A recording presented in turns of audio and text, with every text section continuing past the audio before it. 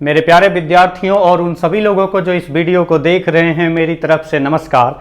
आज time speed distance की 37th class है और टाइम स्पीड डिस्टेंस की इस 37th क्लास में कुछ इस तरीके के क्वेश्चन करने वाले हैं जो कि आपको स्क्रीन पर दिख रहा है। इस तरीके के क्वेश्चन में जो आपने पढ़ा है पीछे, वो कौन सा कॉन्सेप्ट है जो यहाँ पर यूज होगा, उसको मैं थोड़ा सा एक बार बता देता हूँ ताकि जब क्वेश्चन करने जाएं तो वो पॉइंट आपको क्लियर रहे कि हाँ उसको यूज करना है और किस तरीके से करना है।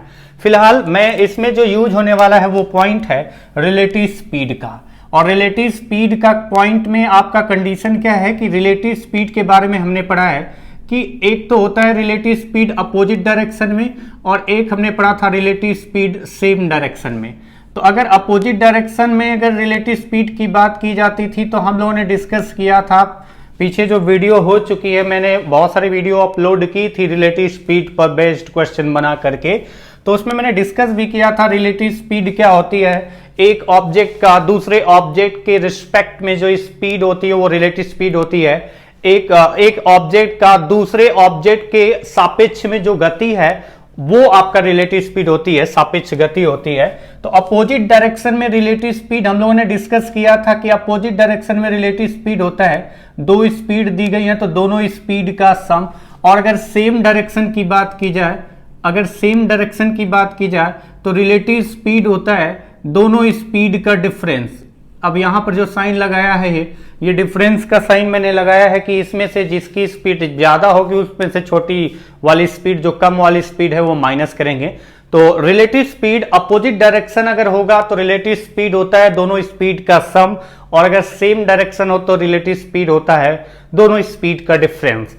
जैसे मैं कहता हूं, दो लोग यहां से चलना स्टार्ट करते हैं, एक की स्पीड है 50 किलोमीटर पर आवर और दूसरे की स्पीड है 30 किलोमीटर पर आवर। तो हम कहें कि रिलेटिव स्पीड क्या होगी, तो इस ऑब्जेक्ट का दूसरे ऑब्जेक्ट है, अगर मैं इसको पहला मानता हूं, ये दूसरा ऑब्जेक्ट मानता हूं, तो पहले ऑब्जेक्ट का दूसरे ऑब्जेक्ट के रेस्पेक्ट में क्या स्पीड है, या फिर मैं कह सकता हूं कि दूसरे ऑब्जेक्ट का, क्योंकि इसकी स्पीड ज्यादा है तो मैं कहूंगा कि दूसरे ऑब्जेक्ट का, सेकेंड ऑब्जेक्ट है उसका फर्स्ट ऑब्जेक्ट के रेस्पेक्ट में क्या स्पीड है। तो आप देख सकते हैं कि रिलेटिव स्पीड के पार्ट पर देखें तो एक घंटे में जो दूसरा ऑब्जेक्ट है पहले ऑब्जेक्ट से कितना डिस्टेंस आगे चलेगा, क्योंकि एक घंटे में ये 50 किलोमीटर चलेगा और ये 30, तो 20 किलोमीटर आगे निकलेगा, यानी हर घंटे वो 20-20 किलोमीटर पहले ऑब्जेक्ट से आगे निकलता जाएगा। तो रिलेटिव स्पीड सेम डायरेक्शन में क्या होगा, दोनों स्पीड का डिफरेंस। और अगर मैं कहूं कि अपोजिट डायरेक्शन में सेम टाइम पर दो लोगों को चलाया, एक की स्पीड है 50 किलोमीटर पर आवर और एक की स्पीड है जो कि 30 किलोमीटर पर आवर, और ये अपोजिट डायरेक्शन में जा रहे हैं। तो अब अगर बोला जाए कि एक ऑब्जेक्ट का दूसरे ऑब्जेक्ट के रिस्पेक्ट में जो स्पीड है, जैसे दूसरे ऑब्जेक्ट का पहले ऑब्जेक्ट के रिस्पेक्ट में क्या स्पीड है, तो एक घंटे में ये गया इधर की तरफ 50 किलोमीटर और एक घंटे में, उसी एक घंटे में ये गया इधर की तरफ उसके अपोजिट डायरेक्शन में 30 किलोमीटर। तो एक घंटे में इनके बीच का डिस्टेंस क्या हो गया, तो हम कह सकते हैं कि दूसरा ऑब्जेक्ट पहले ऑब्जेक्ट से कितना दूरी पर हो गया एक घंटे के अंदर, तो 50 और 30 80 किलोमीटर की दूरी पर हो गया दूसरा ऑब्जेक्ट पहले ऑब्जेक्ट से एक घंटे के अंदर। मतलब दूसरे ऑब्जेक्ट का पहले ऑब्जेक्ट के रिस्पेक्ट में जो आपका रिलेटिव स्पीड आएगा वो क्या आएगा, 80 किलोमीटर पर आवर। तो ये आपका रिलेटिव स्पीड का पॉइंट है जो कि इस क्वेश्चन में यूज होने वाला है। अपोजिट डायरेक्शन होगा दोनों स्पीड का सम, जैसे यहां पर अपोजिट डायरेक्शन था तो रिलेटिव स्पीड फाइंड करने के लिए दोनों स्पीड का सम, और अगर सेम डायरेक्शन हो तो रिलेटिव स्पीड जो होता है वो दोनों स्पीड का डिफरेंस। इस पॉइंट पर डिस्कस हो चुका है, बहुत पहले हो चुका है, तो फिर भी यहां पर थोड़ा सा मैंने डिस्कस किया। तो चलिए अब क्वेश्चन की तरफ चलते हैं। मैं क्वेश्चन हिंदी और इंग्लिश दोनों में पढ़ूंगा, एक क्वेश्चन हिंदी और इंग्लिश दोनों में पढ़ूंगा, बाकी जो एक और बाकी इस पर दो और क्वेश्चन करेंगे प्रैक्टिस के लिए, वो सिर्फ और सिर्फ इंग्लिश में पढ़ूंगा, क्योंकि सारा कंसेप्ट जो दिख रहा है ना, सारा आपका लैंग्वेज वही होगा, सिर्फ न्यूमेरिकल वैल्यू चेंज होगा, जो कि पहले के थ्रू मैं आपको समझा दूंगा अभी। तो क्वेश्चन है, distance between two station X and Y is 420 kilometer. Train P and Q leave station X at 8 am and 10 am respectively at the speed of 30 km per hour and 20 km per hour respectively for journey towards Y. A train R leaves station Y at 11:30 a.m. at a speed of 40 km per hour for journey towards X. When will P be at equal distance from Q and R? Question है, दो station X और Y के बीच में 420 kilometre की दूरी है। Train P और Q station X से क्रमशः सुबह के 8 बजे और 10 बजे क्रमशः 30 किलोमीटर प्रति घंटा और 20 किलोमीटर प्रति घंटा की गति से Y के लिए चलना प्रारंभ करती हैं, जबकि एक ट्रेन R जो स्टेशन Y से 11:30 AM पर 40 किलोमीटर प्रति घंटे की गति से X के लिए चलना प्रारंभ करती, स्टेशन X के लिए चलना प्रारंभ करती है। तो बताइए जो ट्रेन P है वो ट्रेन Q और R से कब बराबर दूरी पर होगी। मतलब P एक ऐसा समय आएगा, एक ऐसा टाइम हो रहा होगा जब P से जितना डिस्टेंस पर Q होगा उतना ही डिस्टेंस पर R होगा। ये क्वेश्चन है। तो अगर आपको क्वेश्चन पढ़ने के बाद नहीं समझ में आया तो मैं इसको फिगर के थ्रू समझा रहा हूं। पहला क्वेश्चन पूरा अच्छे तरीके से बढ़िया तरीके से समझना, कोई दिक्कत नहीं है। एक बार बस चीजों को जो कॉन्सेप्ट है उनको इसमें यूज करना है, कैसे उसको समझना इंपॉर्टेंट है। क्वेश्चन के अकॉर्डिंग हम लोग आगे बढ़ते जाएंगे फिगर बना के। रिलेटिव स्पीड के पार्ट पर आप ध्यान रखना, अगर अपोजिट डायरेक्शन होगा तो रिलेटिव स्पीड दोनों स्पीड का सम और सेम डायरेक्शन होगा तो दोनों स्पीड का डिफरेंस। आइए क्वेश्चन पे चलते हैं। तो क्वेश्चन है आपका कि दो स्टेशन हैं जिनके बीच का डिस्टेंस है 420 किलोमीटर। एक स्टेशन X है और एक स्टेशन Y है और दोनों स्टेशनों के बीच में डिस्टेंस दिया गया है कि 420 किलोमीटर डिस्टेंस है। दो स्टेशन हैं X और Y, उनके बीच में डिस्टेंस है 420 किलोमीटर। ट्रेन P और Q स्टेशन X से चलना प्रारंभ करती है। एक ट्रेन है P और एक ट्रेन है Q, दोनों स्टेशन X से चलना प्रारंभ करती हैं। P और Q दोनों स्टेशन X से चलना प्रारंभ करती हैं, स्टेशन Y उन्हें जाना है और कंडीशन दी गई है कि जो P चलती है वो कितने बजे चलती है, 8 AM पर। P जो चलती है वो 8 AM पर चलना प्रारंभ करती है और Q जो चलना प्रारंभ करती है वो कितने बजे, 10 AM पर। P 8 AM पर चलना प्रारंभ करती है X से Y के लिए, Q 10 AM पर X से Y के लिए चलना प्रारंभ करती है और उनकी स्पीड भी दी गई है। जो P की स्पीड है उसकी स्पीड दी गई है 30 किलोमीटर पर आवर्स। जो P की स्पीड है वो दी गई है 30 किलोमीटर पर आवर्स। P की स्पीड दी गई है 30 किलोमीटर पर आवर्स और Q की स्पीड दी गई है 20 किलोमीटर पर आवर्स। Q की स्पीड दी गई है 20 किलोमीटर पर आवर्स और P की स्पीड दी गई है 30 किलोमीटर पर आवर्स और ये स्टेशन Y के लिए चलना प्रारंभ करती हैं जो टाइम दिया गया है उसके अकॉर्डिंग। उसके अलावा आपको दिया गया है कि स्टेशन Y से एक ट्रेन, दूसरी कोई ट्रेन है जिसका नाम दिया गया है R जो ट्रेन है वो स्टेशन Y से चलना प्रारंभ करती है 11:30 पे और उसकी स्पीड भी दी गई है कि जो R की स्पीड है वो दी गई है कितना इस क्वेश्चन में, 40 किलोमीटर पर आवर। जो स्टेशन जो Y स्टेशन से X स्टेशन के लिए ट्रेन चलती है R, जिसका नाम बताया जा रहा है 11:30 AM पर, ये सब AM है, 11:30 AM पर उसकी स्पीड है 40 किलोमीटर पर आवर्स। ये सारा का सारा सुबह की बात कर रहे हैं, AM की बात कर रहे हैं। अब बोला जा रहा है कि वो टाइम क्या हो रहा था जब Q और R, जो दो ट्रेनें Q और R हैं, वो ट्रेन P जहां पर भी होगी वहां से बराबर दूरी पर हैं। अब वो बराबर दूरी पर Q और R हैं तो वो दोनों अपोजिट डायरेक्शन में भी इक्वल डिस्टेंस पर हो सकती हैं और सेम डायरेक्शन में भी इक्वल डिस्टेंस पर हो सकती हैं। वो क्वेश्चन के अकॉर्डिंग देखना होगा। जैसे इस क्वेश्चन में देखते हैं, ऐसे क्वेश्चन को करने का जो तरीका होता है तो इसमें दो कंडीशन बन सकती हैं, लेकिन उन दो कंडीशन को बनाने से पहले हमें चेक करना होगा कि ऐसी कोई कंडीशन बन रही भी है या नहीं, कि हम दो कंडीशन बस सोचना स्टार्ट कर देंगे।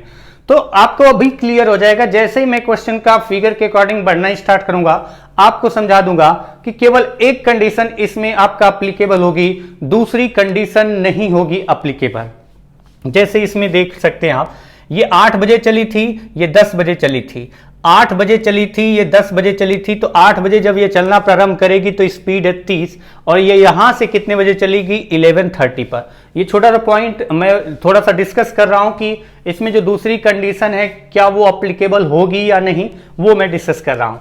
तो अब आप ये देख सकते हैं कि जब ये ट्रेन चली 8 बजे और ये 11:30 पर चली है, तो जब ये चली थी तो इसका जो पी ट्रेन थी, नाम भी बोला गया पी ट्रेन, क्यू ट्रेन और पी ट्रेन के बीच का डिस्टेंस 0 है। पी और आर, जो पी से आर का डिस्टेंस 420 है और पी से क्यू का जो डिस्टेंस है 0 है।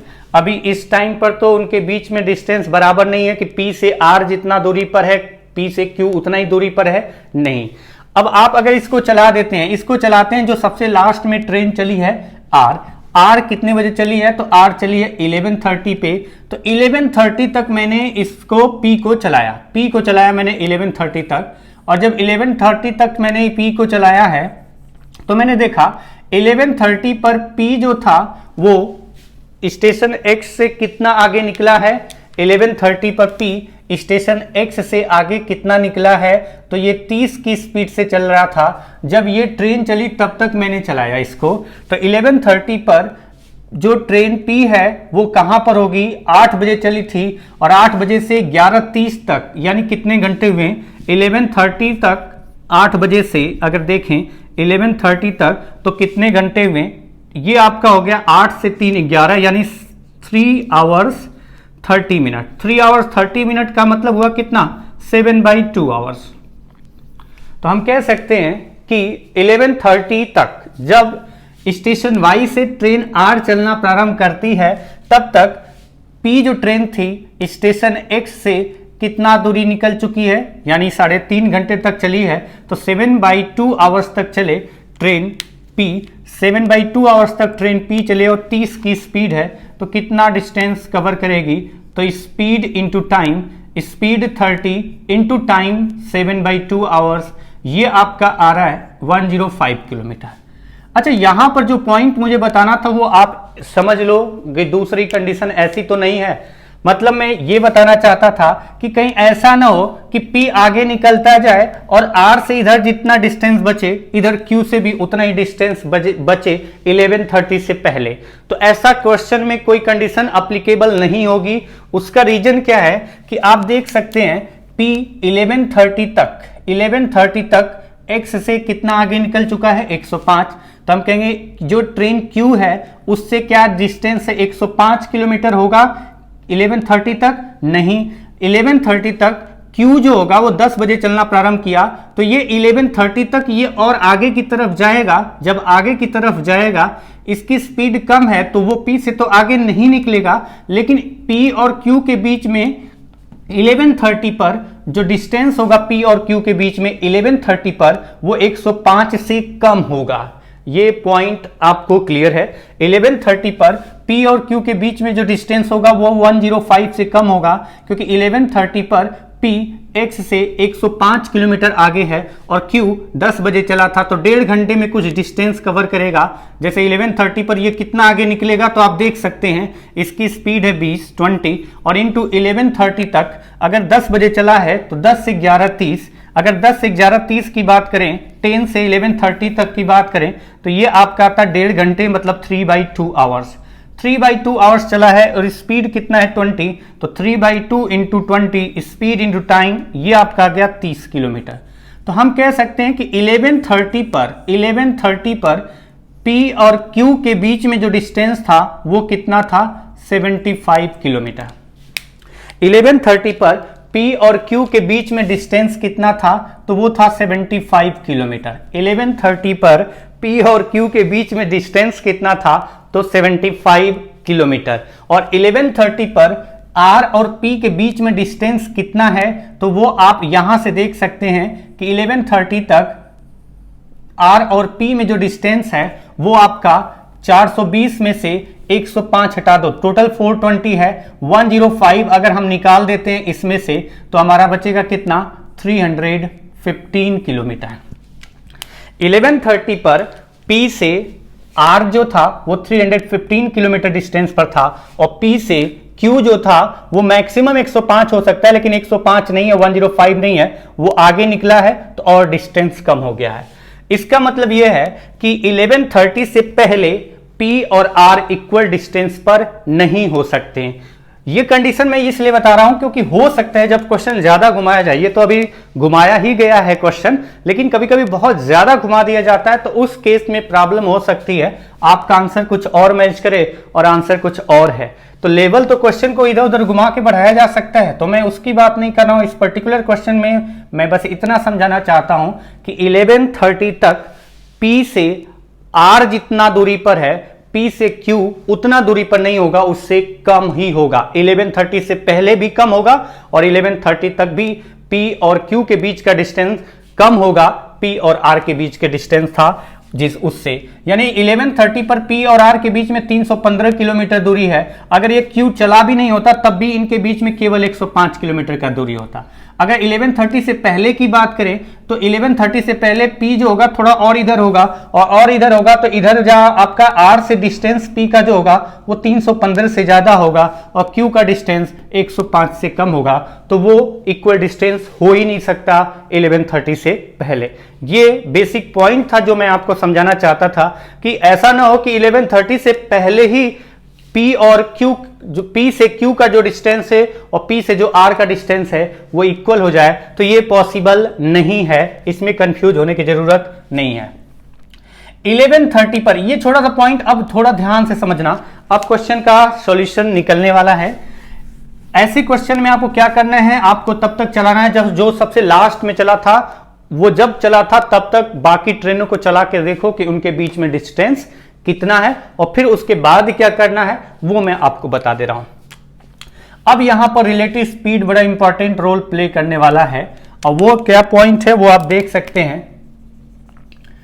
1130 पर इनके बीच में डिस्टेंस कितना था, 75 किलोमीटर। किसके बीच में डिस्टेंस जो था, P और R के बीच में डिस्टेंस था 75 किलोमीटर, और P और Q के बीच में डिस्टेंस था, P और Q के बीच में डिस्टेंस जो था 1130 तक 75 किलोमीटर दूरी है, और P और R के बीच में डिस्टेंस 315 है। 1130 के बाद जो डिस्टेंस होगा, 1130 के बाद ये और R के नजदीक जाएगा और R इसकी तरफ आएगा, तो 1130 के बाद ये इधर की तरफ जा रहा है और ये इधर की तरफ आ रहा है, तो 1130 के बाद इनके बीच का डिस्टेंस जो था 315, वो 315 किलोमीटर कम होना स्टार्ट हो जाएगा।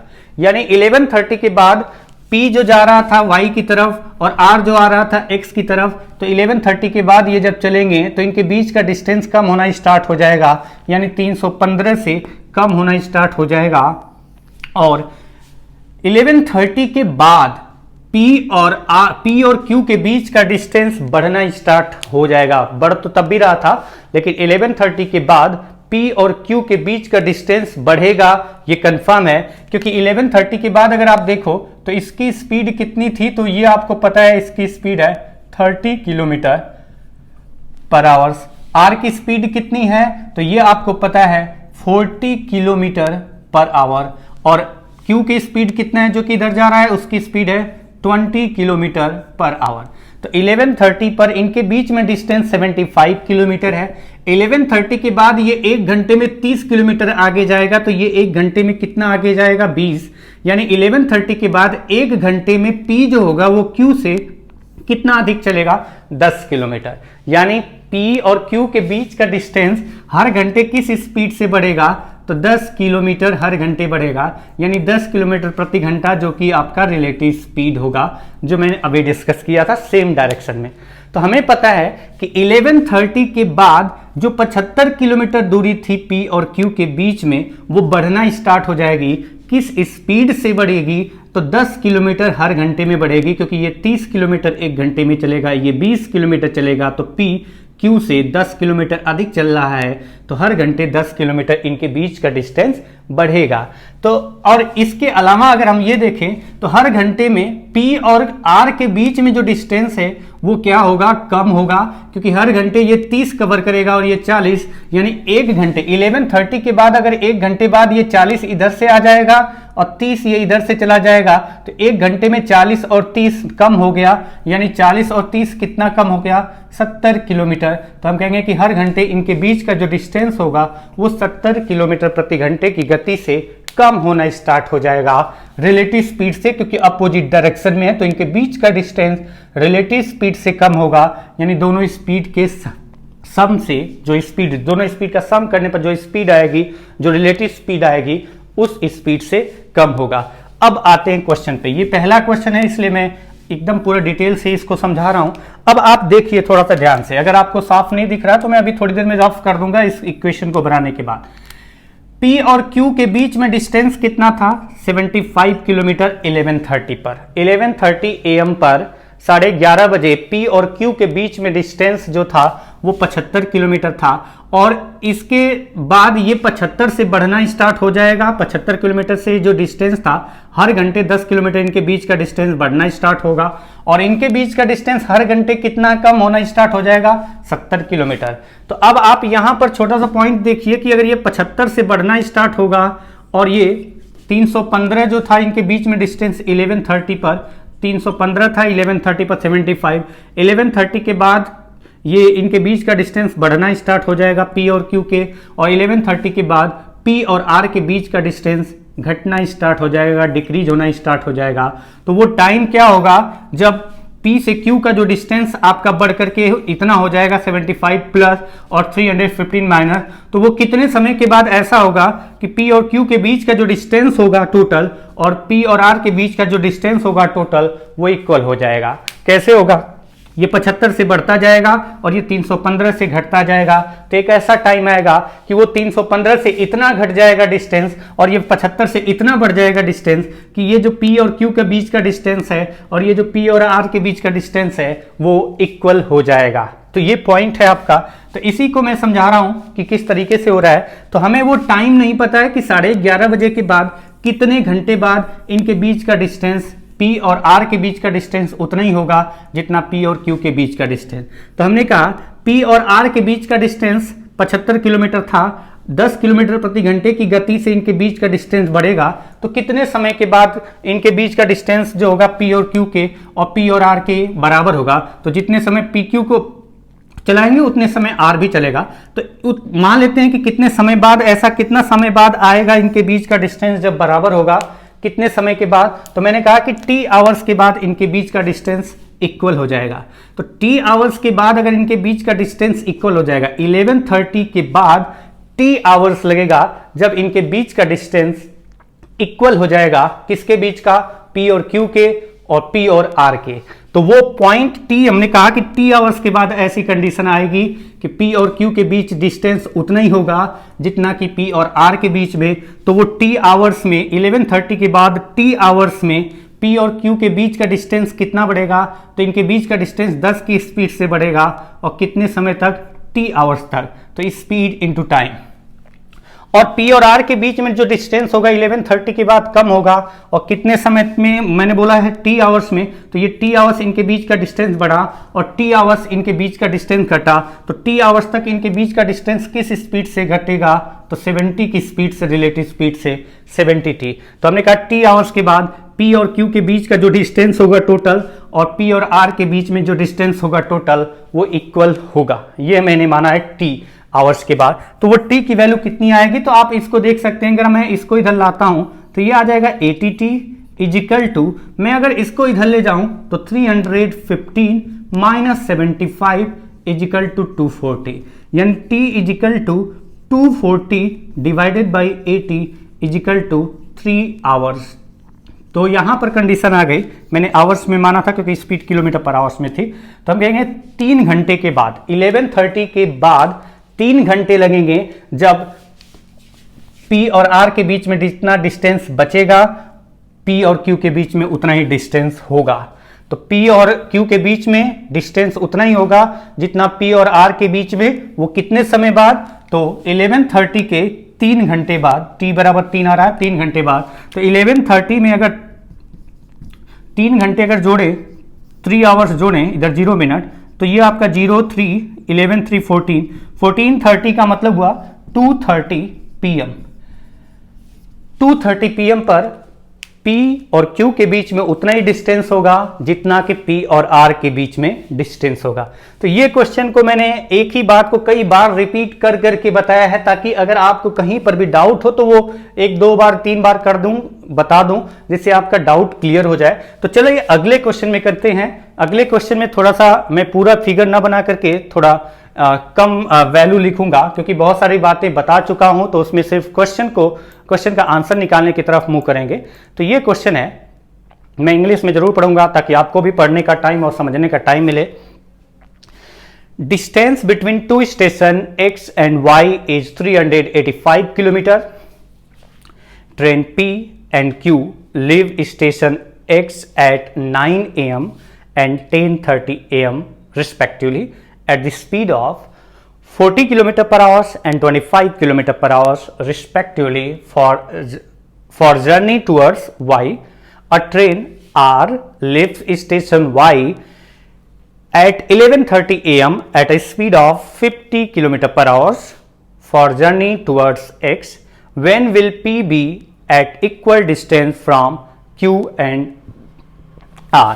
अब यहां पर अगर आप देखिए तो बोला गया है, यही पॉइंट है इस क्वेश्चन में भी कि P और Q 2 ट्रेनें हैं और X और Y 2 स्टेशन है। तो अब इस क्वेश्चन में थोड़ा सा ध्यान से समझेंगे, कोई दिक्कत नहीं होगी। ये क्वेश्चन अगर पहला ठीक से समझ चुके हैं ना, तो इस क्वेश्चन में ज्यादा आपको प्रॉब्लम नहीं होने वाली, क्योंकि क्वेश्चन तो वही है, सिर्फ थोड़ा सा वैल्यू चेंज दिख रही होगी। तो अब आप ये देख सकते हैं, यहाँ पर 2 स्टेशन X और Y के बीच में जो डिस्टेंस है, अब की बार दिया गया है कि इनके बीच में डिस्टेंस है 385 किलोमीटर। एक स्टेशन X है जहां से P जो चलता है वो कितने बजे चलता है, 9 AM पर, और Q जो चलता है वो चलता है कितने बजे, तो बोला गया 10:30 AM पर।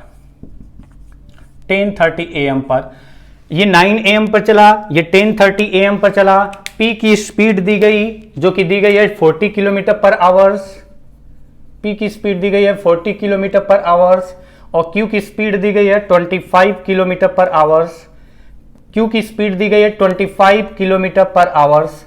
और इसके बाद क्या कंडीशन दी गई है कि जो तीसरी ट्रेन है वो Y से चलती है, और जिसका नाम R दिया गया है, और जो स्पीड है उसकी वो है 50 किलोमीटर पर आवर्स, और उसका टाइमिंग भी बताया गया है कि वो 11:30 AM पर Y से X के लिए चलना प्रारंभ करती है।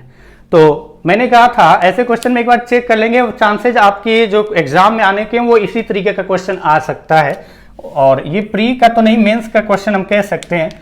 और मैं तो यही कहूंगा कि प्री और मेंस का कोई मैटर नहीं करता, ये अफवाहें हैं कि प्री का है, ये मेंस का है, प्री पढ़ो फिर मेंस पढ़ो ताकि हमारी अर्निंग ज़्यादा हो, इस तरीके के लॉजिक चलाए जाते हैं, वो सब बेकार की बातें हैं। आप अगर पढ़ रहे हैं तो अच्छे से पढ़ो, वो प्री और मेंस का कोई मतलब नहीं है। अगर आप पढ़ रहे हो तो अच्छे से पढ़ो, सारे कॉन्सेप्ट अगर आपके क्लियर हैं तो वो प्री और मेंस का कोई मतलब नहीं रहता, क्योंकि आपका पूरा जो कंडीशन है वो इस फॉर्मूले पर बेस है, distance is equal to speed into time. ऐसा तो है नहीं कि प्री के लिए इसका फॉर्मूला ये है और मेंस के लिए कुछ अलग से फॉर्मूला लाएंगे आप। बस ये है कि distance is equal to speed into time में आपका देखना होगा कि डायरेक्टली, इनवर्सली, कौन किसके प्रोपोर्शनल है, क्या कांस्टेंट है, ये छोटे छोटे पॉइंट अगर सारे कॉन्सेप्ट आपके क्लियर हो जाएं इसके, तो प्री और मेंस का कोई मतलब होता नहीं है यहां पर।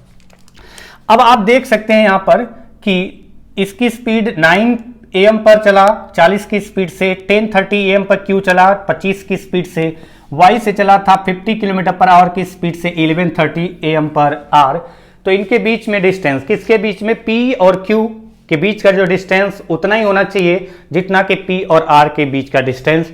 तो अभी फिलहाल तो इनके बीच में P और R के बीच में डिस्टेंस 385 किलोमीटर है, और P और Q के बीच में डिस्टेंस कितना है, जब कोई चला नहीं है तो 0 किलोमीटर। तो मैंने कहा था पहले P को चलाएंगे कब तक, जब तक जो सबसे लास्ट में नहीं चला है तब तक। तो तीनों को उस टाइम पर पहुंचाएंगे जिसके बाद तीनों चलना स्टार्ट करेंगे। तो आप देख सकते हैं कि P और Q को चलाएंगे कब तक, जब तक ये वाला तीसरा नहीं चलना स्टार्ट करता। और कितने बजे चला था, 11:30 AM पर। तो 11:30 AM पर अगर P को 11:30 AM तक चलाएंगे तो हमें पता है कि 9 से 11:30 कितना टाइम हुआ, तो 9 से 11:30 जो टाइम हुआ वो 2.5 हुआ, 9 to 11 और प्लस 30 मिनट, यानी 2.5 घंटे को हम 5/2 लिख सकते हैं। और 5/2 आवर्स तक अगर P चला है तो बताइए कितना स्पीड है इसकी, तो P की स्पीड थी 40 और 40 की स्पीड से अगर ये 5/2 आवर्स तक चलेगा तो distance equal to speed into time, ये जो आपका आ गया वो 100 किलोमीटर आ गया। यानी हम कह सकते हैं कि 11:30 पर P जो होगा वो X से 100 किलोमीटर आगे होगा। R कहां पर होगा, तो R आपका कितना दूर होगा अभी P से, तो P और R के बीच में डिस्टेंस कितना है 11:30 पर, तो यहां पर हम देख सकते हैं 11:30 AM पर कितना दूर है, 385 टोटल था, 100 ये कवर कर चुका है, तो 285 P और R के बीच में डिस्टेंस अभी बचा हुआ है। कब, 11:30 AM पर।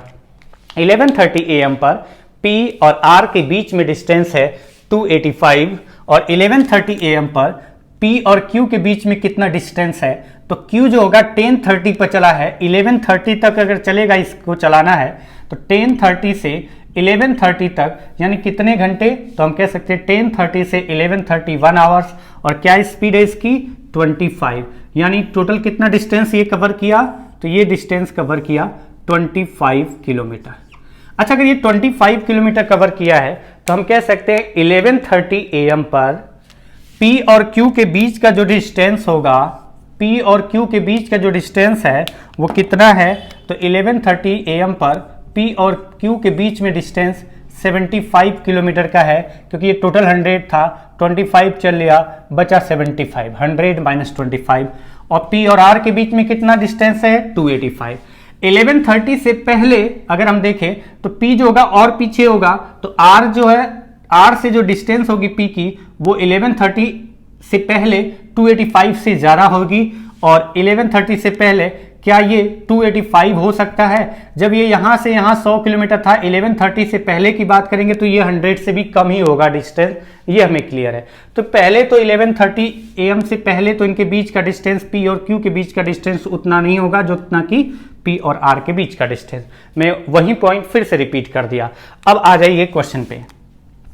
11:30 AM के कितने समय बाद इनके बीच का डिस्टेंस बराबर होगा, किनके बीच का डिस्टेंस, P और Q के बीच का डिस्टेंस उतना ही होना चाहिए जितना P और R के बीच का डिस्टेंस। 11:30 AM पर P और Q के बीच में डिस्टेंस है 75 और P और R के बीच में डिस्टेंस है 285, और हमें पता है 11:30 के बाद जो P और R के बीच का डिस्टेंस होगा वो कम होना स्टार्ट होगा और P और Q के बीच का डिस्टेंस बढ़ना स्टार्ट होगा, और P और Q के बीच का डिस्टेंस जो होगा वो बढ़ना स्टार्ट होगा किस स्पीड से, तो रिलेटिव स्पीड से। इसका स्पीड 40 है, इसका स्पीड 25 है, तो हर घंटे में P Q से कितना आगे चलेगा, इसका स्पीड 40 है, इसका स्पीड 25 है, तो हर घंटे इनके बीच का डिस्टेंस कितना बढ़ेगा, तो जब ये 25 चलेगा तो इससे ये 40 चलेगा, 40 चलने का मतलब इससे कितना अधिक चलेगा 15, तो रिलेटिव स्पीड से इनके बीच का डिस्टेंस बढ़ेगा। और क्या रिलेटिव स्पीड होगा, तो दोनों का रिलेटिव स्पीड सेम डायरेक्शन है, तो क्या स्पीड होगा, दोनों स्पीड का डिफरेंस, कितने समय बाद ये डिस्टेंस और इनके बीच का डिस्टेंस बराबर होगा, तो मैंने कहा था कि T आवर्स के बाद इनके बीच का डिस्टेंस बराबर होगा, तो 75 और प्लस 11:30 के कितने समय बाद T आवर्स के बाद इनके बीच का डिस्टेंस बराबर होगा, तो T आवर्स के बाद 75 से ये कितना अधिक डिस्टेंस हो जाएगा P और Q के बीच में, तो 75 प्लस 15 की रिलेटिव स्पीड से T आवर्स तक ये डिस्टेंस बढ़ेगा, और T आवर्स में ये डिस्टेंस कितना घटेगा, तो हमें पता है कि इसकी स्पीड थी 40 और इसकी स्पीड इधर से आ रहा था 50। 11:30 AM पर ये यहाँ है, 11:30 AM पर ये यहाँ है, तो हर घंटे इनके बीच का डिस्टेंस रिलेटिव स्पीड से कम होगा, यानी 50 प्लस 40 अपोजिट डायरेक्शन है दोनों स्पीड का सम, यानी हर घंटे इनके बीच का डिस्टेंस 50 प्लस 40 90, और कितने घंटे बाद मैंने कहा था T, तो T आवर्स के बाद ये 75 से कितना अधिक हो जाएगा 15 इंटू T स्पीड जो रिलेटिव स्पीड है, और T आवर्स तक बढ़ेगा तो 15T बढ़ जाएगा 75 से, और T आवर्स के बाद ये 285 से कितना कम होगा, तो रिलेटिव स्पीड जो कि अपोजिट डायरेक्शन में चल रहे हैं ये, तो 90 की स्पीड से T आवर्स तक ये आपका डिस्टेंस घटेगा। तो वो T आवर्स कितना है, वो टाइम कितना है जितने समय के बाद 11:30 के कितने समय बाद वो दोनों के बीच का डिस्टेंस बराबर हो जाएगा, मतलब ये 285 से इतना कम होगा कि इसका जो टोटल डिस्टेंस आएगा ये 75 से उतना बढ़ेगा जो कि बराबर होगा। तो ये दोनों इक्वल हो जाना चाहिए। वो ऐसा टाइम जितने समय के बाद ये 285 से डिस्टेंस कम होके और 75 से डिस्टेंस बढ़ करके बराबर हो जाए P से दोनों की दूरी। तो हम कह सकते हैं कि T आवर्स के बाद इनके बीच का डिस्टेंस बराबर हो गया। तो 75 प्लस T आवर्स में कितना डिस्टेंस इनके बीच का बढ़ा, 11:30 के बाद अगर T आवर्स के बाद माना है तो 15T, और ये कितना घटा तो मैं बता चुका हूं कैसे आया, 90T, और इसके बाद बराबर हो गया तो मैंने इक्वल का साइन लगा दिया है। और यहां से देखें तो अगर मैं इसको इधर लाऊं तो ये प्लस हो जाएगा, तो 105T इजिकल टू, अगर मैं इसको इधर ले जाता हूं तो 285 माइनस 75 इजिकल टू 210, यानी T equal to 210 upon 105, that will be 2 hours. मैं कह सकता हूं यहां पर क्वेश्चन के अकॉर्डिंग कि 2 घंटे बाद 11:30 के 2 घंटे के बाद P और Q के बीच में जो डिस्टेंस होगा, ये P नहीं है, P और Q के बीच का जो डिस्टेंस होगा वो उतना ही बचेगा जितना कि P और R के बीच का डिस्टेंस होगा। तो वो 11:30 के बाद 2 आवर्स वो टाइम है जब P और Q के बीच में डिस्टेंस उतना ही बचेगा, उतना ही होगा जितना कि P और R के बीच में डिस्टेंस होगा। तो टाइम क्या हो रहा था, तो 11:30 के बाद अगर 2 घंटे जोड़ दें तो 2 घंटे जोड़ते हैं तो आपका आ जाएगा 30, और ये 13:30 का मतलब हुआ 1:30 AM था तो PM। तो ये आपका आंसर हो गया। 1:30 AM पर P और Q के बीच में डिस्टेंस उतना ही होगा जितना कि P और R के बीच का डिस्टेंस होगा। तो अगले क्वेश्चन पे चलते हैं। एक और क्वेश्चन इस तरीके का करते हैं। क्वेश्चन है आपका, distance between 2 station X and Y is 220 kilometre. Train P and Q leave station X at 8 AM and 9:51 AM respectively at the speed of 25 km per hour and 20 km per hour respectively for journey towards Y. A train R leaves station Y at 11:30 AM at a speed of 30 km per hour for journey towards X. When will P be at equal distance from Q and R? तो अब इस question को देखिए, ये भी question वैसा ही है, सारी लैंग्वेज सेम है कि P और Q के बीच में डिस्टेंस उतना ही होना चाहिए जितना कि P और R के बीच में डिस्टेंस। तो वो टाइम क्या हो रहा होगा, बाकी कंडीशन आपको दी गई है। तो जो कंडीशन दी गई है उसमें क्या क्या दिया गया है, तो 2 स्टेशन है X और Y जिनके बीच का डिस्टेंस बताया गया कि दोनों स्टेशन X और Y के बीच का डिस्टेंस है 220 किलोमीटर। 2 स्टेशन X और Y के बीच का डिस्टेंस है 220 किलोमीटर। एक ट्रेन स्टार्ट होती है P 8 बजे X स्टेशन से Y के लिए, दूसरी ट्रेन Q स्टार्ट होती है 9:51 AM पर। Q जो है स्टार्ट होती है वो भी Y के लिए, और तीसरी जो और इनकी स्पीड भी दी गई है। एक की स्पीड दी गई थी, कितना दी गई है, तो P की स्पीड दी गई है 25 किलोमीटर पर आवर और Q की स्पीड दी गई है 20 किलोमीटर पर आवर। और इसके बाद बोला गया है कि R जो ट्रेन स्टार्ट हुई है वो 11:30 AM पर स्टार्ट हुई है स्टेशन Y से X के लिए, और उसकी स्पीड दी गई है 30 किलोमीटर पर आवर। ये बोला गया है कि ये ट्रेनें रास्ते में जब चलेंगी तो ये वो टाइम क्या हो रहा होगा जब P से Q का जितना डिस्टेंस होगा P से R का उतना ही डिस्टेंस होगा। तो मैं पहले ही बता चुका हूं, जब सबसे लास्ट में ये चला है तो आप चेक कर लेना, वो पहले 11:30 से पहले सबसे लास्ट में चला है ना, तब तक इनके बीच में डिस्टेंस इक्वल नहीं होगा। कैसे नहीं होगा, कुछ मैंने एग्जाम्पल के थ्रू दोनों में बता दिया है। आइए इसमें देखते हैं।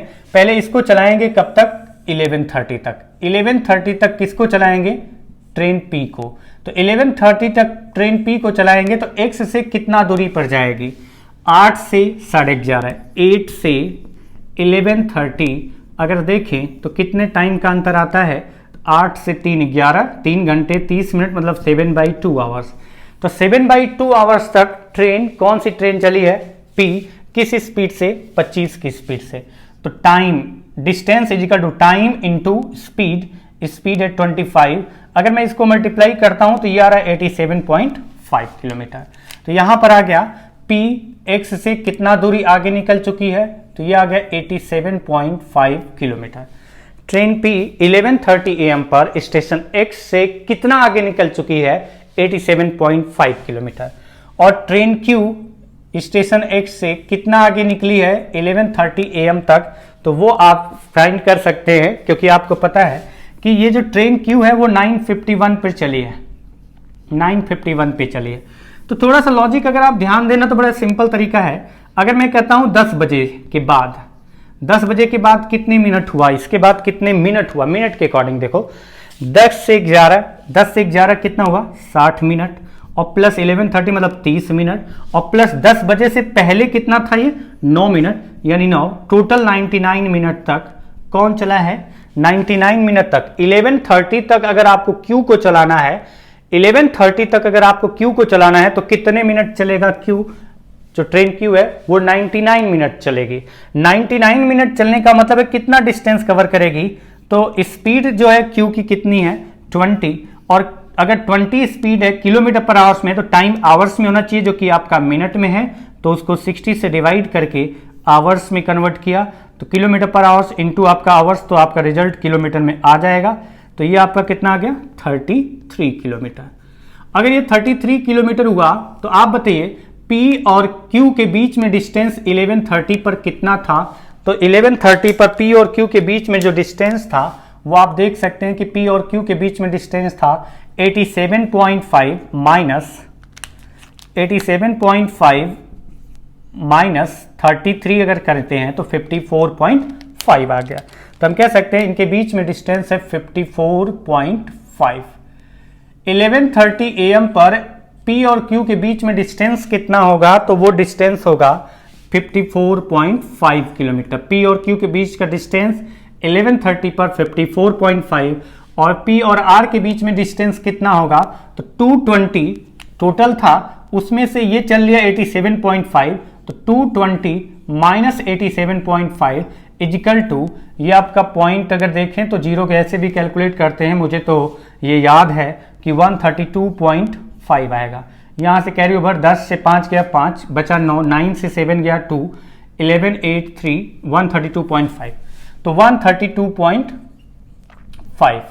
ये कैसे 132.5 आया, 11:30 पर ये अभी यहीं पर है, और यहाँ तक डिस्टेंस टोटल 220 था, और जिसमें से 11:30 तक अगर P यहाँ से यहाँ तक डिस्टेंस 87.5 कवर कर चुका है, 220 माइनस 87.5, तो ये P से R के बीच का डिस्टेंस है 132.5। अब आप यहाँ पर देख सकते हैं कि इनके बीच का डिस्टेंस अभी तक इक्वल नहीं हुआ है, क्योंकि अगर इससे पहले की बात करें तो इससे पहले P और R के बीच में डिस्टेंस 132.5 से ज्यादा रहा होगा, और P और Q के बीच का डिस्टेंस 87.5 से कम रहा होगा। तो ये पहले तो आपका बराबर हो ही नहीं सकता PQ का डिस्टेंस और PR का डिस्टेंस। अब यहां पर देख सकते हैं कि इनके बीच का डिस्टेंस 11:30 पर कितना था, तो 54.5।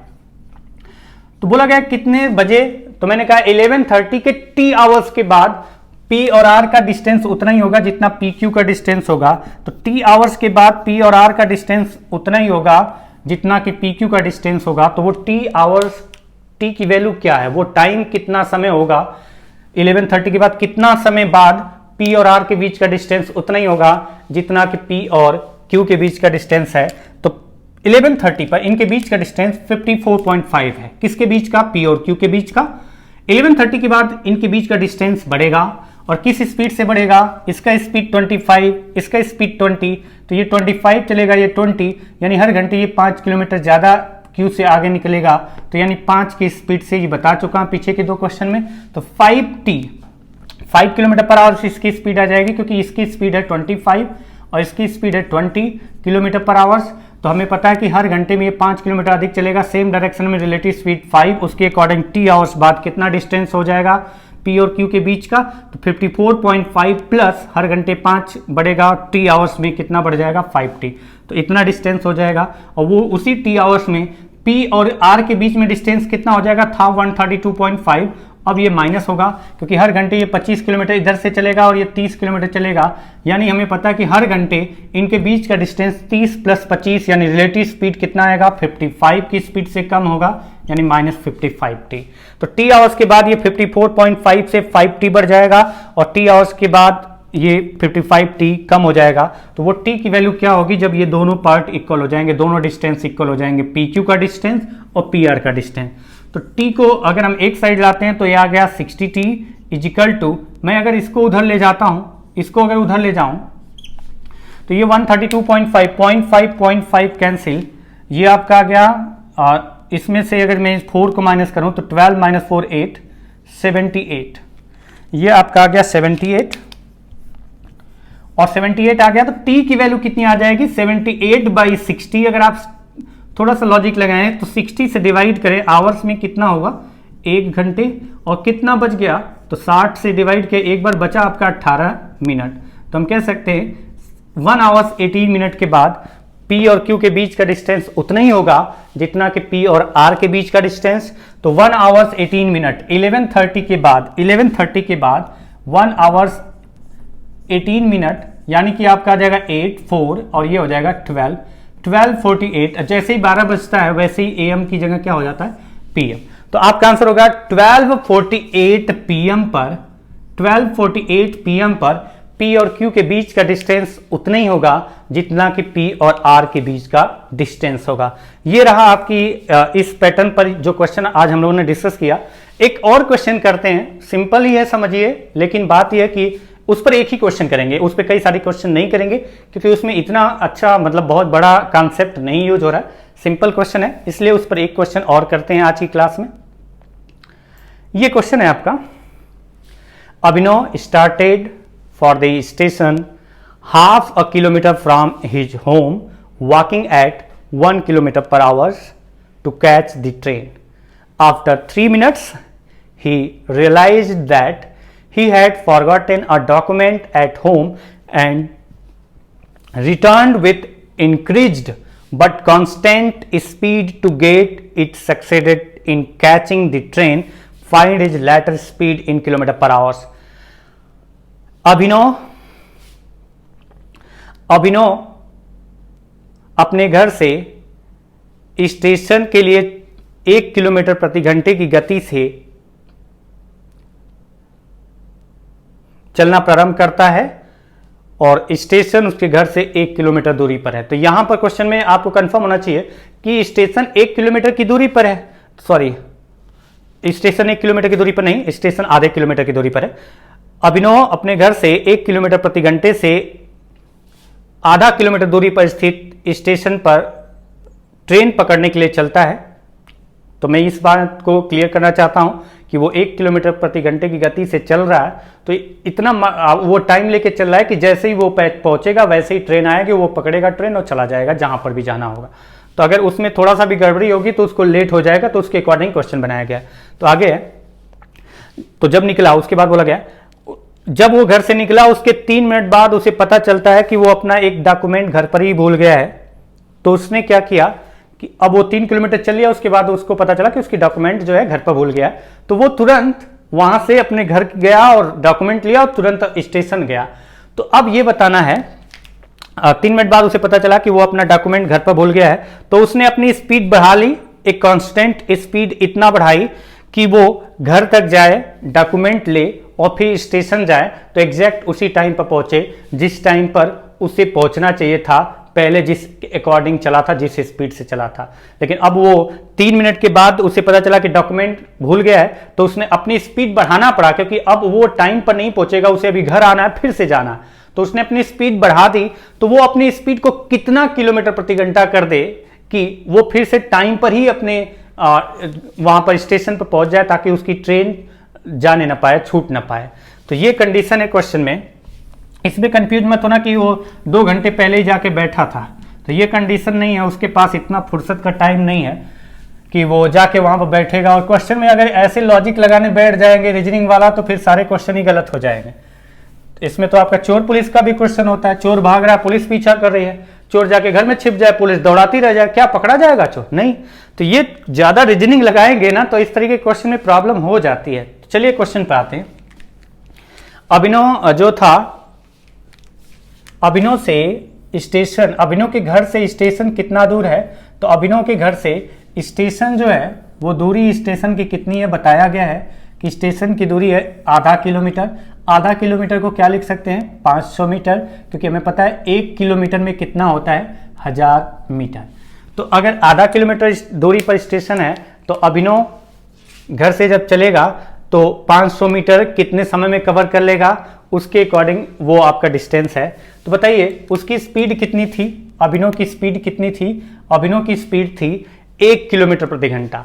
अगर अभिनव की स्पीड 1 किलोमीटर प्रति घंटा है तो घर से स्टेशन पहुंचने के लिए टाइम कितना था उसके पास?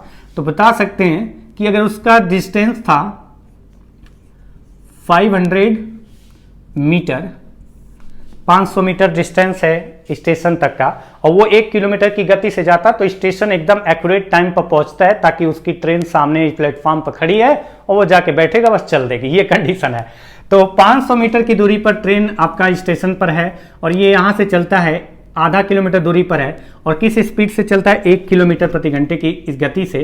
तो बताइए कितना टाइम है उसके पास घर से स्टेशन पहुंचने के लिए? जब वो चला था तो कितने समय बाद स्टेशन पहुंचता, कितने समय का टाइम है उसके पास स्टेशन पहुंचने तक के लिए? तो हमें पता है डिस्टेंस, टाइम निकालना है। तो डिस्टेंस और किस स्पीड से चला था? 1, क्योंकि ये मीटर में है तो जो किलोमीटर पर आवर से उसे मीटर पर सेकेंड में कन्वर्ट करेंगे, तो किलोमीटर पर आवर्स को मीटर पर सेकेंड में कन्वर्ट करने के लिए हम लोगों ने पढ़ा था 5/18। तो जो 18 इसके नीचे है वो तो ऊपर जाएगा। ये मैं गलत कर रहा हूं क्या? हाँ, गलत तो नहीं है, गलत ही है लग रहा है। अब आप देख सकते हैं यहाँ पर मैं क्या कर रहा हूँ बेकार में, किलोमीटर पर आवर से तो किलोमीटर पर आवर्स को मीटर पर सेकेंड में बदलेंगे। हाँ ठीक है, 500 मीटर डिवाइडेड बाई 1 इंटू 5/18, और ये जो टाइम आएगा वो सेकेंड में आएगा। तो इससे अच्छा है कि हम वैसे ही कर लेना, क्यों इतना बड़ा करें। आधा किलोमीटर दूरी है, आधा किलोमीटर मतलब 1/2 डिस्टेंस, और डिवाइडेड बाई किलोमीटर में डिस्टेंस है 1/2 किलोमीटर, 1/2 किलोमीटर मतलब 500 मीटर। तो 1/2 किलोमीटर डिस्टेंस है, डिस्टेंस कितने टाइम में वो स्टेशन पहुंचेगा? तो स्पीड क्या थी? 1। ये आपका जो टाइम आएगा वो किस में आएगा? किलोमीटर ऊपर नीचे किलोमीटर पर आवर्स, तो ये आपका टाइम आएगा आवर्स में, जो कि 1/2 आ रहा है। 1/2 अगर आवर्स आ रहा है तो हमें पता है कि ये मिनट में कितना होगा, तो ये होगा मिनट में 30 मिनट। 30 मिनट का टाइम है अभिनव को घर से स्टेशन पहुंचने का, जिससे वो टाइम पर पहुंचेगा और ट्रेन मिल जाएगी। लेकिन क्वेश्चन में बोला गया कि जब वो चला था उसके 3 मिनट बाद उसे रियलाइज हुआ कि वो डॉक्यूमेंट भूल चुका है, उसे पता चला कि वो डॉक्यूमेंट भूल चुका है। तो 3 मिनट में उसको पता चला है, तो 3 मिनट में उसने कितना डिस्टेंस कवर किया? अब अगर देखें तो अभिनव कितना डिस्टेंस कवर किया, तो 3 मिनट में किस स्पीड से चल रहा था? तो स्पीड उसकी थी 1 किलोमीटर पर आवर से, तो हमने कहा कि मीटर पर सेकेंड में कन्वर्ट कर लेते हैं 5/18 इंटू 3 मिनट की बात करें, 3 मिनट के बाद वो कहां पर पहुंच चुका होगा जब उसे पता चला? तो 1 किलोमीटर पर आवर्स यानी 5/18 मीटर पर सेकेंड हो गया, और इंटू कितने सेकेंड? 3 मिनट का मतलब है 3 इंटू 60 सेकेंड में होगा टाइम। अगर आपका स्पीड मीटर पर सेकेंड में कन्वर्ट कर लिया तो टाइम सेकेंड में आएगा, तब आपका रिजल्ट जो आएगा। क्योंकि अगर आपका ये स्पीड किलोमीटर मीटर पर सेकेंड हो चुका है, मीटर पर सेकेंड हो चुका है, तो टाइम सेकेंड में होना चाहिए, ताकि सेकेंड सेकेंड कैंसिल होकर रिजल्ट मीटर में आए।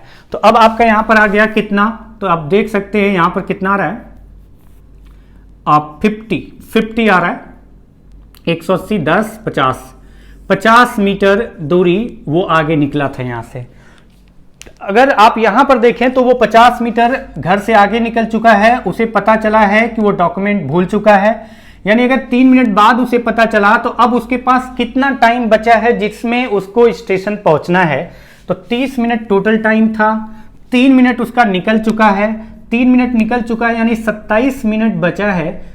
उस 27 मिनट में उसे घर भी जाना है और घर से फिर स्टेशन पहुंचना है, ताकि ट्रेन न छूट जाए।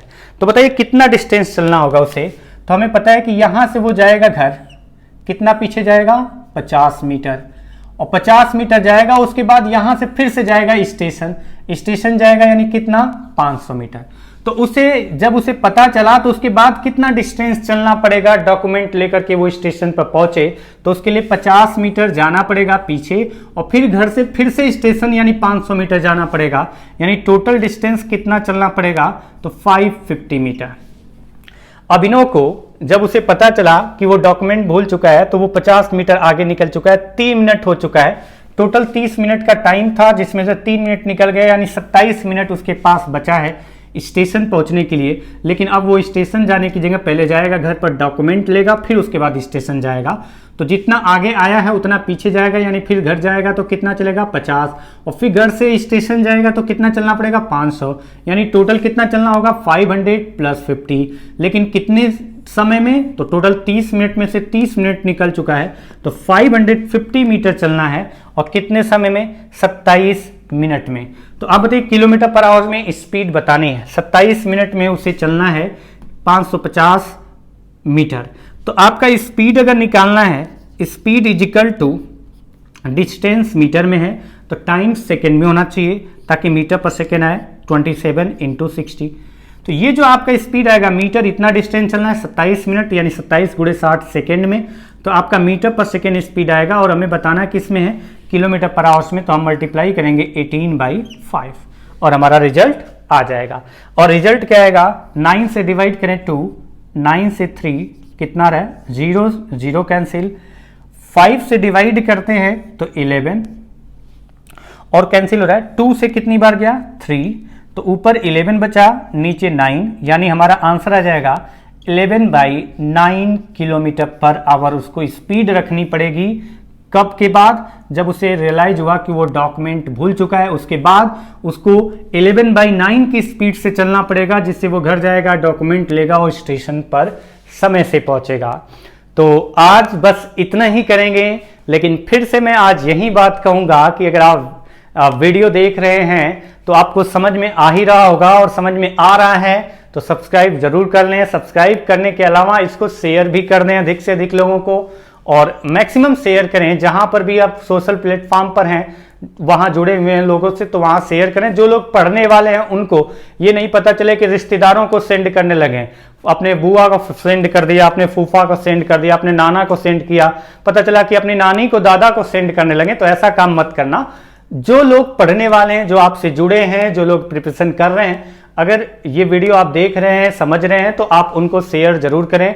उन्हें भी बोलें कि वो भी देखें। अगर उनको लगता है कि हाँ समझ में आ रहा है तो वो भी सब्सक्राइब करें, ताकि मैं जो कंटिन्यू किया हुआ हूं वो रोकू ना, चलता रहे ये सिलसिला हम लोगों का, जो मैं अपलोड करता रहूं, आप देखते रहो, सारे कॉन्सेप्ट क्लियर करते रहें। और आपके पास जो भी कमेंट बॉक्स है, आपके पास जो भी अगर आपके पास डाउट्स हो, वो कमेंट बॉक्स में आप कमेंट करके बता दें, क्वेश्चन टाइप करके मुझे दे दें, ताकि आपको जो प्रॉब्लम होगी उसका मैं अलग से वीडियो बना करके उसको डिस्कस कर लेंगे हम लोग। तो चलिए आज के लिए बस इतना ही करते हैं, मिलते हैं अगली क्लास में, तब तक के लिए नमस्कार।